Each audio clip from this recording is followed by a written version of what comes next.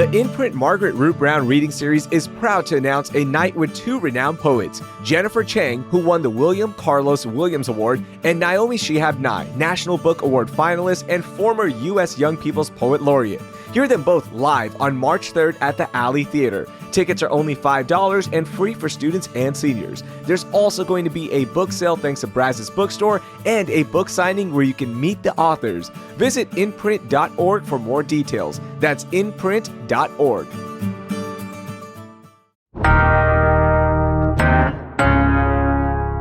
Today on CityCast Houston, public schools in Texas have been caught in the political crossfire for a while now, but some conservatives aren't ready to abandon them. I'm bringing on one of those GOP leaders, former state representative Dan Huberty, to talk about why investing in Texas public schools isn't just necessary, it's smart policy.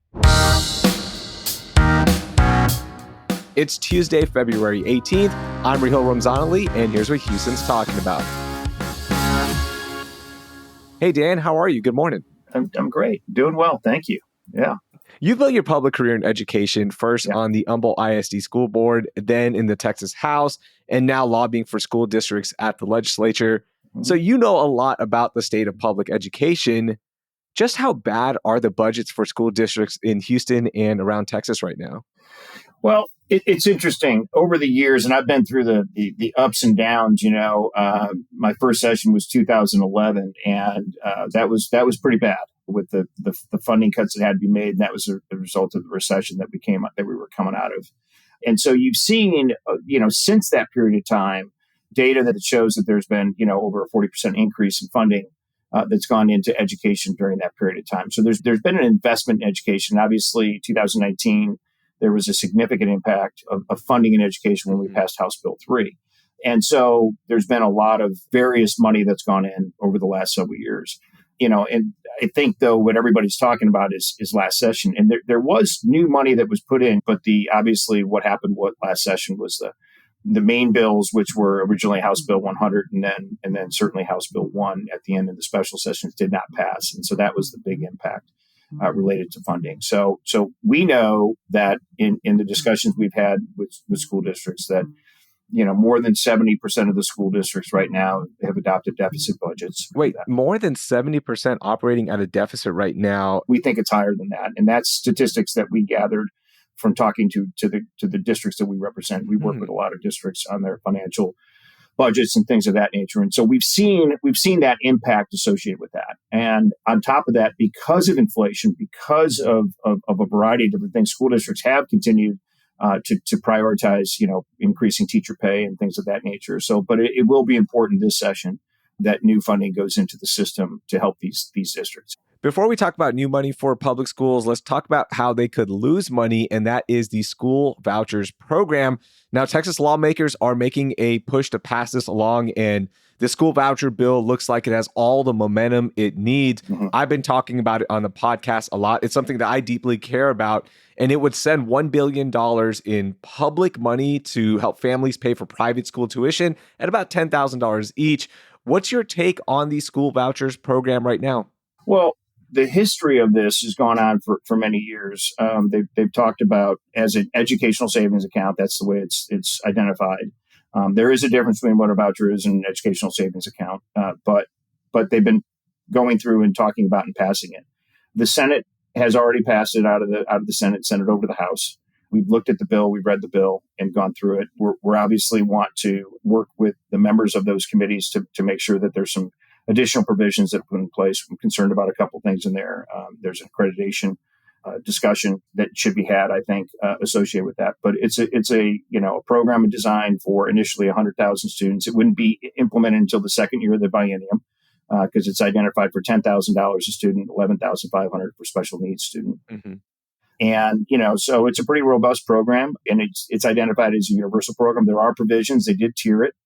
So that's when you look at other states that have not done that, it can get out of control pretty quick from a budget perspective, but they have identified that particularly for, special needs kid and low income students associated with that. So, look, the reality is this is what I've shared with everybody is that, the dynamics have changed. And candidly, since COVID, one of the things that has happened is, parents got a front row seat to what's happening in the education system. And so you've seen a lot more parents involved throughout the process. And that's a good thing. I remember being on a school board, trying to get parents involved in their education was very difficult at that time. And so now you're having parents more engaged in that particular process. And so I think that's what the result of this and the dynamics have changed. And then certainly the people that are serving and got elected, have been more supportive on this particular initiative. And so I anticipate, obviously, it already passed the Senate. It's sitting over the House. The governor's made it an emergency item. Anything that we do policy-wise, the goal is to make the policy, whatever policy is going to be passed, you try to make it as good as possible. But our focus is 100% on getting additional funding for our public schools this legislative session. That is super important. And I think that, people like Chairman Buckley and Chairman Creighton do understand that. They have said, look, we are going to pass this program, and I believe that they probably will, but we are going to try to fund and take care of our schools. And so that's what I've told everybody that I've been working with through this process is like, look, let's focus on what we can achieve together to try to get more money into the public school system. It is super important to be able to do that. Why is this so important to you? Why is this focus on public schools still one that you're fighting for? I ran for the school board, think about this, 20 years ago. And I ran for the school board because I wanted to make a difference in my kids' lives. But I got really heavily involved in it because my children, two of my boys, and my middle son in particular, turned out to have, severe dyslexia and dysgraphia and had a very, very difficult time within the school system. And at the time, I had a difficult time, even as a school board member, getting him the services that he needed. Mm-hmm. And it was frustrating for me because I said, if it's hard for me to get the services that I need, what is going on? And what I figured out is that it was a lot of the policies and ideas that were generated at the state of Texas. For example, we didn't know how many kids were dyslexic because we didn't have a requirement to report those in 2011. And so that's one of the first bills that I passed is to be able to identify those kids. And that's one just example of a program that has come so far in dyslexia where we moved it from testing kids from second grade into kindergarten. And then, we moved it to make sure that we identify those kids much earlier age, and then you keep on going forward. In 2019, we put funding in place finally for it, and it recognized it. And then last session, Representative Toth passed a bill that changed the identification and changed it in special education setting. I mean, those are changes that you start with something, you build upon it, and there's so much more to do. And really, I've been fortunate to be able to pick what I want to do with the rest of my life. And I want to focus on public education because I think it's super important. But one of the things that we didn't get done when we passed House Bill 3 in 2019 was we didn't address the formulas for special education. And there was a special education commission that was done in 2022 that made very specific recommendations to fix the special education system in the state of Texas. We have continued to identify more and more kids that have special needs within our population of students. We're now approaching nearly 12% of the population that is identified. We think it's more than that. We need to fund that. We need to fix that. We are underfunding that by about 50% here in the state of Texas. And so, people like Senator Betancourt have filed a bill on that. He served on that commission with me. And so those are the kind of things that are important. And they are. I am tired of the people that, they're trying to achieve objectives, which is fine. And if you want to do that, but please don't beat up the schools because the system is broken as designed by how we designed it. And I'm as much fault because I didn't get it done. And so I want to focus on getting that fixed and, am thrilled to be able to work with the legislators on that because it's going to be really important to prioritize it. And I know they will within the public education setting.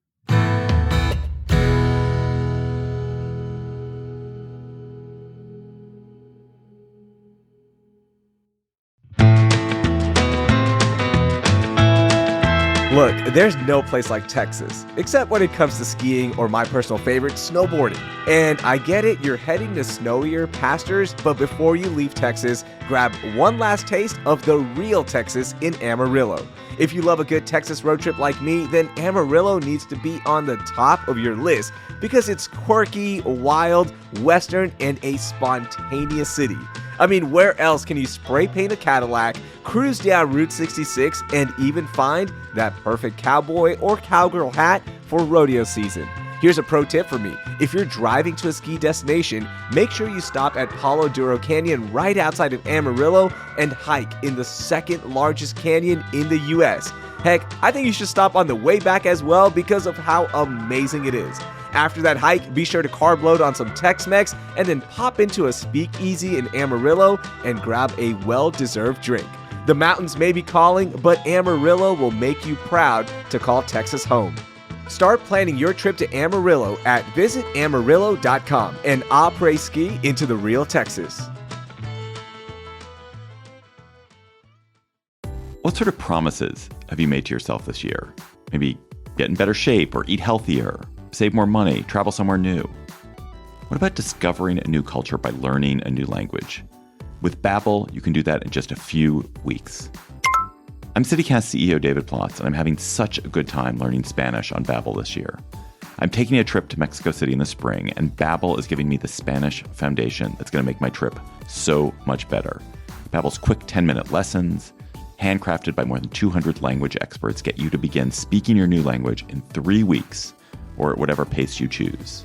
And because conversing is the key to really understanding each other in a new language, Babbel is designed using practical, real-world conversations. And one way they do that is with their own podcasts. I'm a podcast listener. I'm guessing since you're listening to this podcast, you are too. And I have been getting ready for my Mexico City trip by listening to Babbel's conversational podcasts.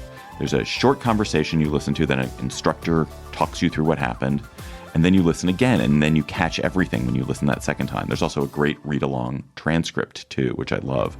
The one I did today was with Maria and Carmela trying to make dinner plans, but Carmela is so busy. She's way too busy with work and yoga, but finally they agreed on brunch on Saturday. Studies from Yale, Michigan State, and other universities continue to prove that Babbel works. One study found that using Babbel for 15 hours is equivalent to a full semester at college. So let's get more of you talking in a new language. Babbel is gifting CityCast listeners 60% off subscriptions at babbel.com/CityCast. Get up to 60% off at babbel.com/CityCast. Spelled BABBEL.com/CityCast.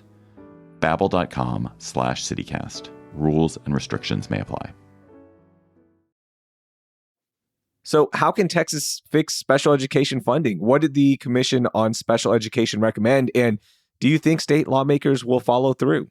It was the first time ever that, and you talk to some of the advocates that are involved in this, they finally said, you finally made a realization that we need to fund education, special education students based on intensity of service.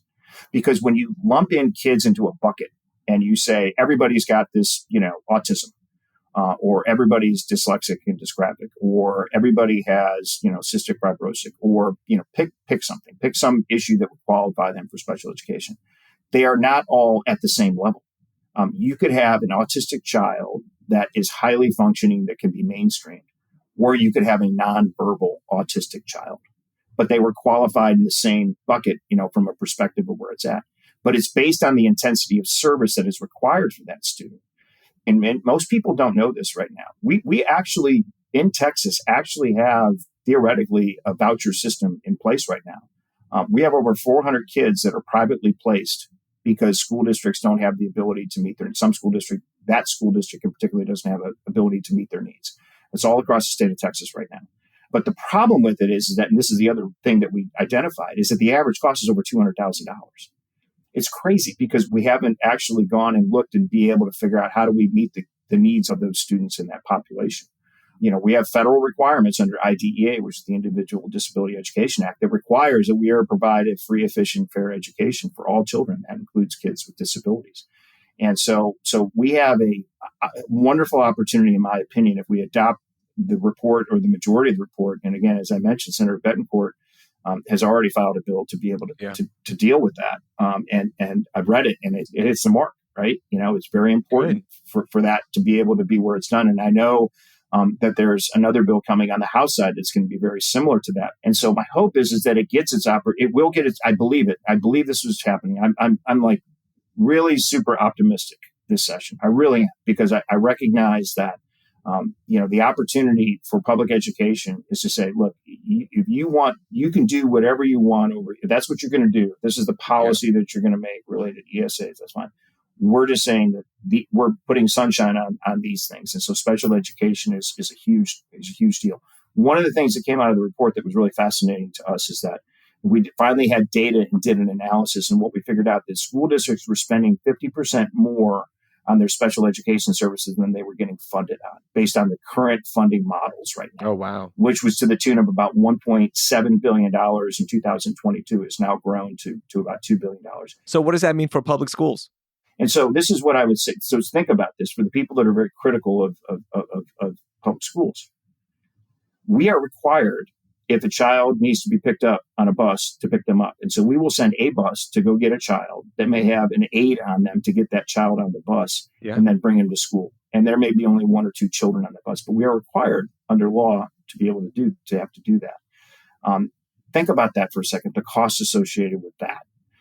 Think about the cost of you have full-time aides that go with these students, and we don't recognize any of those things. We don't fund special education transportation any differently than we fund regular transportation funding with education. And so these ideas and these concepts around that of creating the intensity of service model and a tiered structure will require TEA to come up with that tiered structure. And so this would be, in our estimation, based on everything that we've seen across the country, this would be the first model that would function like this in any part of the United States. And I know that the commissioner is working very hard on this. He cares deeply about this. And so we've had these conversations. And for us to be able to achieve this would be a milestone, I think, for the special education community within the state of Texas, and would be a model for the rest of the country. This special education deal is going to be super important for us to be able to get done. Yeah, and we're definitely going to be watching that, and would love to see just what we can do and trailblaze here in the state of Texas. Something else that you mentioned, of course, Uvalde, something that was so tragic, but afterwards there were security measures put into place, and districts, they had to put an armed security guard at every campus, but lawmakers didn't give much money to pay for the guard, so it's not consistently followed. Could we see something this session in terms of money for school security as well? Yes. I think you're absolutely going to see an increase in that. I know that Speaker Burrows, who carried that bill and worked on that bill last legislative session, has made that a priority for the House to be able to do that. I've talked to several legislators over there right now that are working on very specific bills on that. There was a couple bills that existed last session. One was a constitutional amendment that would have created a dedicated fund towards special safety. I think you'll see something that might come down the pike about that. I also think that there was a intent, very similar to kind of, you think about intensity of service, but a funding tied to the size of the school. So again, if you gave $50,000 a campus to hire a security guard, well, what if you're a 6A high school with 4,000 students? Or are you a small 1A high school that's got 200 students in your high school? Completely different. You can't fund them the same. And so I think you're going to see discussions around those issues. I know that Chairwoman Huffman has already filed a bill to increase the funding by at least a couple $100 million already. I know the legislature recognizes that those are really key, important issues. Safety is super important. I mean, what a tragic event, but it was literally the last hearing that I was ever sitting through on the Texas House and public education when we found out about that. Just what a tragedy, but we need to give the resources to the school districts. And that includes making sure the officers are trained, and that costs money. So it's not just, the money at the campus, but it's making sure that the officers have the resources, have the training to be able to do that.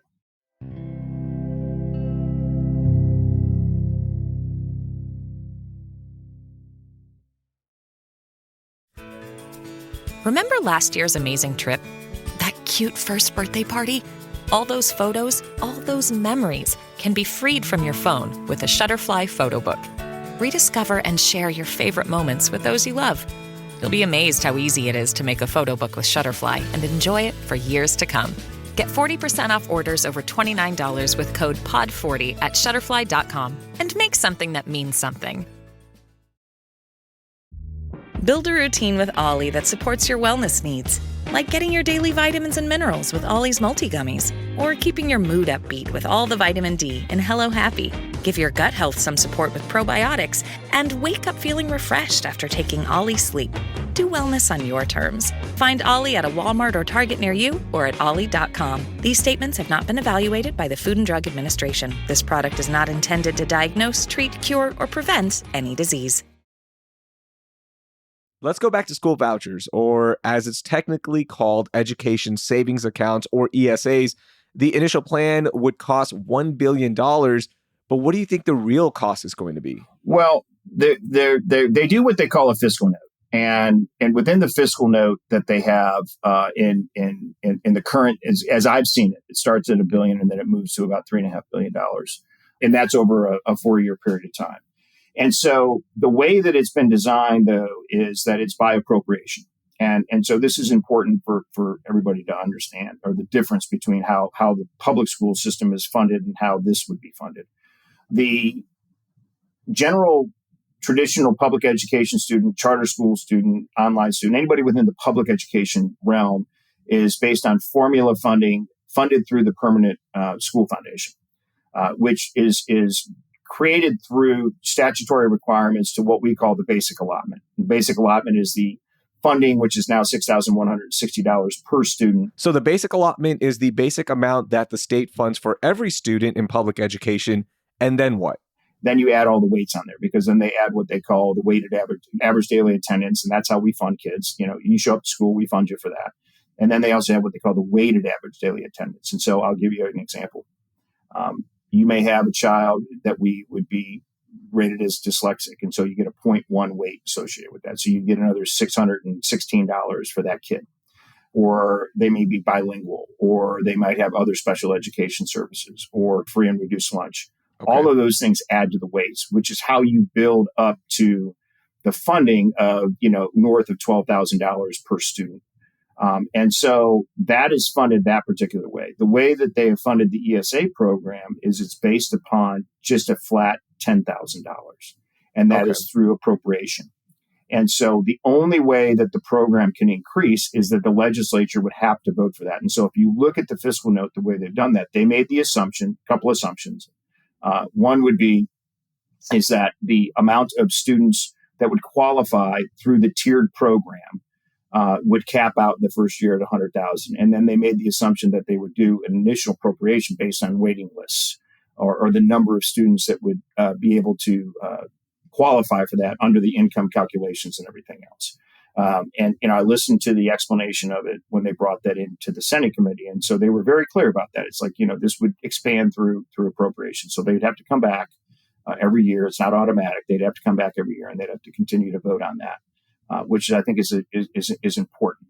So that's why they're saying it's 100,000 students, because, they're making the assumption, again, it's quick math, but it's, $1 billion divided by, $10,000 gets you 100,000 students. So the program is rolled out, then the following year, there's going to be more students. And then the following year after that, if the wait list is growing, there's going to be more and more. So this could reach, $3, $4, $5, $6 billion, like just high level. It could. Absolutely. Okay. Yeah. When you think about that funding, you broke it all down when it comes to public school funding versus the ESA funding, $10,000 per student. But, it's roughly $6,000, right, for the public school funding per student with the allotment. If that was more at $10,000, what would public schools look like? What would it mean for students? Well, again, if you're saying the basic allotment at $10,000, again, that's not the way that we designed the program. When we rewrote the laws, and I've listened to the arguments on both sides, but I actually helped write the law in 2019. So we were very prescriptive in how that works. Because remember, the basic allotment in before 2019 was $5,340. So we took the basic allotment up significantly during that period of time. But we looked at the weighted formulas, because what you're trying to do is drive money to the schools that need it the most. Okay. For example, what it costs to educate a child in the 3rd Ward of Houston is much different than what it costs to educate a child in for example, in the back of Kingwood, Texas, which is a district that I represented. Not to suggest that they're not getting, comparative money, but you're trying to drive money into where it's needed most. The state of Texas, in 2019, when we did the special education Finance Commission in 2018, we were very strategic about making sure that, what is the most important thing at a school? Yeah. It is a qualified certified teacher. The most important thing is a qualified certified teacher. I mean, the research has shown that, and we identified that. But we need to make sure those qualified certified teachers are teaching at the toughest places. And so how do you do that? Well, you have the teacher incentive allotment as an example. We modeled that after a program that Dallas did when Dr. Michael Hinojosa was there, that they created, and now is continued to this day. Basically, you're saying, look, you're going to pay teachers more to go to the toughest to teach places, because we know that every school can be a highly effective school if given the right resources and if given the opportunity to be able to be successful. It absolutely works. It doesn't matter about the kid. It's how we deliver the education to them. Every child has the ability to be able to learn if they have the resources to be able to do it. I want to talk to you about that, because teacher pay is so important, and Governor Greg Abbott has put teacher pay as an emergency item and wants to increase those salaries to quote unquote all-time high. Yeah. What are we expecting here, and just how high do you think teacher salaries will go? Well, it's always tied to what the appropriation is going to be. And in my experience has been that within statute today, we did this purposely, and this was really one of the key milestones of what the governor had put in place. In 2019, when they were being inaugurated, the governor came out and said, we're going to increase teacher pay. And that was significant because while it was identified and addressed during the School Finance Commission, we hadn't pegged a number to that. And so one of the things that we did is that right now in statute, by law, any 30% of all new money that goes into public education is required to be paid for teacher increases, teacher, librarian, counselor increases. Now, as I mentioned earlier in the segment, the fact of the matter is that school districts are running on deficits, because even though they did have some new money that went into the system, they were giving pay raises. They knew that they had to keep up with inflation and be able to take care of the teachers. And so you see that across the board. So as they will identify and target money that will go into the system, the minimum required right now is 30%. There's a lot of different ways to be able to get there. And so if you look at where Texas is at comparative to other states, we are below the national average for sure, and have been for many years. And we've made up for that in some ways, but I would stipulate a couple things. Number one, there are districts like Houston ISD that, increase teacher pay by $8,000. And they need to have some flexibility within how money is going to go into the system because of the structure that they've created with their NES system, which has been obviously working, and give them some flexibility to be able to do that. Yeah, and NES, that's the new education system that state-appointed Superintendent Mike Miles has rolled out. It is a controversial plan, and many schools in HISD are now using it. So I would like for two things, I think, that are really important. Number one is in dealing with the shortage that we have with certified teachers right now, because all 56% of all new teachers that are getting hired right now are coming in uncertified. Teachers at an alarming rate in one of the polls that I saw, the Charles Buck Foundation poll, did a poll that just came out in December of 2024 and said 78% of teachers are considering leaving the profession. And part of it is pay. But the other part are all the other things that are required upon them to do and the demotivation that's happening. And so teacher pay is super important to address. We must deal with that. And I'm glad to see that the governor, and certainly I know the lieutenant governors prioritize it, and I know that the House has as well. To be determined what that number is going to be. And so I think they're going to be working on the policy where it's going to be. I know Senator Creighton has some ideas around it, and there's going to be a parents' bill of right, a teacher bill of right, and I think those are all positive steps. Yeah. Yeah, final thing, recapping all of this, you mentioned the 70% of districts are operating at a deficit, right? So we're struggling there. We're not adequately funding public schools. How are we going to pay teachers more? Like, how does that work? Well, they're going to prioritize the funding. They have a $24 billion surplus this session. Part of that was from money that was not sent because of the debates that happened around school choice last session. They've made a commitment within this budget. The floor, as I believe, is somewhere around $5 billion for funding of education. There's money been allocated that will be dedicated, and they will prioritize, as I said, a portion. If you look at, if they put $5 billion into the system statutorily right now, 30% of that is dedicated for teacher and counselor pay and stuff like that. So they're going to have to make some policy debates and changes to be able to do that, of how do you drive, money into those programs.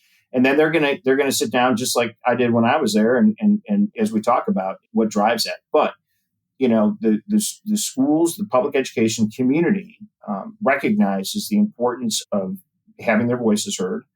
They've all come up with their priority list, and I will tell you that they are very similar across the board, as at least the ones that we've talked to and I've talked to, which is really, I'm going to hit on 5 key things that I think are really important. Number one is the increase of the basic allotment, with an increase tied to indexing to inflation. Implementing procedures and policies around the Special Education Commission findings, adjustments to the fast growth allotment, the mid-size adjustment, and the small adjustment, because each of these schools are different. Fast growth, having to take on a huge population of kids and can't afford that to be able to build their schools. And then, increasing on the safety allotment. And then the last thing we didn't talk about, certainly talk at a later date, is adjustments to the accountability system and the STAR and testing system. People want a change to the STAR testing system. We must do that. This system has been in place now for going on 15 years, and it's been problematic. And so that needs to get fixed. And that's going to be a couple of episodes, I feel like. To talk about, but look, there's a lot there. I think public education is poised for great success, and I think the commitment's there at all levels of leadership. I think they're saying all the right things, which is great, and so we're going to be super excited to help and support them. The people we work with are laser focused on the funding, the mechanisms associated with that, and so we look forward to working collaboratively with the legislature. I mean, we want to be supportive of their mission. And I remember that, when I was on the other side of it, it's like, I wanted to work with people that give us ideas and talk about it. But at the end of the day, they get to make the decisions. We'll see how that goes. I'm glad you're fighting the good fight for public education as a product of the Texas public education school system. I have a daughter in there, and she's going to be in public education because we're proud of public education. We're hoping that the funding catches up, and, it's the best that it can be in the nation. So I truly appreciate you joining me, and here's to seeing public education get more money. Yeah. Well, and that's the most important thing, because at the end, it's all about the kids. And we have a responsibility to make sure that the 5.5 million kids in our public education system get the absolute best possible education. And the adults need to recognize that, and I think we all do. And we're going to be working really hard to be collaborative and push this rock uphill. And so we're excited to be part of the discussion. Chairman Huberty, thank you so much. You bet, buddy. Yeah, thank you. That was Dan Huberty, a Republican from North Houston. He's a former chairman of the Texas House Education Committee and now CEO of the education consulting firm Moak Casey. I definitely learned a lot from this conversation about our public education system, and if you want to dive deeper into school funding, check out the resources I linked in our show notes. You can also help other parents learn about what's going on right now by sharing this episode with 3 parents in your community. Please subscribe to the podcast if you haven't already, and drop us a rating and review wherever you're listening. It's one of the best ways to help us grow. Stay up to date on the latest in Houston with our daily newsletter, Hey Houston. I've dropped the link to subscribe to that in our show notes. That will do it for today. I'm Raheel Ramzanali. Thank you for listening, and I hope you learned something new.